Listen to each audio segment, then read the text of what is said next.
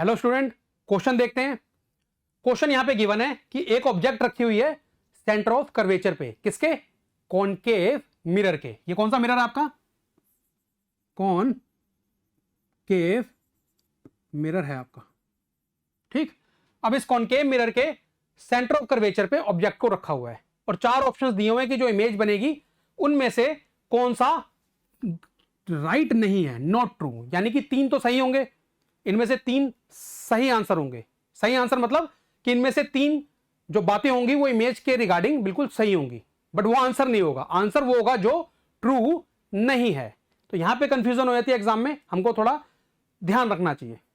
चलिए कैसे बनाएंगे इसका रे डायग्राम मैं यहीं पे बना रहा हूं, ध्यान से समझिएगा। ऑब्जेक्ट से एक रे ऐसी जाएगी पैरेलल और वो फोकस से पास होकर इस तरीके से ट्रेवल करेगी, ठीक है। बात क्लियर बच्चे? दूसरी रे इसके टॉप से जाएगी यहां पे और वो यहां पे जाके मिलेगी। तो एक बात बिल्कुल क्लियर है बच्चे यहां पे कि जो आपकी ऑब्जेक्ट है इमेज बिल्कुल उसके नीचे बनती है और सेम साइज की बनती है। जब आप किसके हेल्प से, मिरर फॉर्मूले से भी देखोगे, आप वहां से मैग्निफिकेशन से देखोगे, तो यहां पे कॉन्सेप्ट ये होता है कि अगर ऑब्जेक्ट को हमने सेंटर ऑफ कर्वेचर पे रखा है तो इमेज क्या बनती है?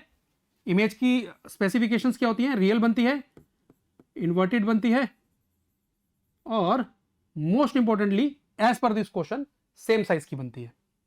क्या बनती है? इमेज आपकी सेम साइज की बनती है जिस साइज की आपकी ऑब्जेक्ट है। और ऑब्जेक्ट यहां पे आपने कैंडल रखी हुई है तो उसी साइज की इमेज नीचे बन जाती है। मेरी थोड़ी सी बड़ी दिख रही है क्योंकि रैंडमली मैंने बनाया। अगर आप प्रॉपरली स्केल से बनाओगे, है ना, स्केल से प्रॉपरली बनाओगे तो नीचे जो इमेज आएगी वो ऑब्जेक्ट के बिल्कुल एग्जैक्ट साइज की आएगी। तो अब यहां पे बोलते हैं कि इमेज फॉर्म्ड इज रियल, बिल्कुल रियल इमेज बन रही है, बट ये ऑप्शन नहीं है क्योंकि नॉट ट्रू वाला बताना है हमको।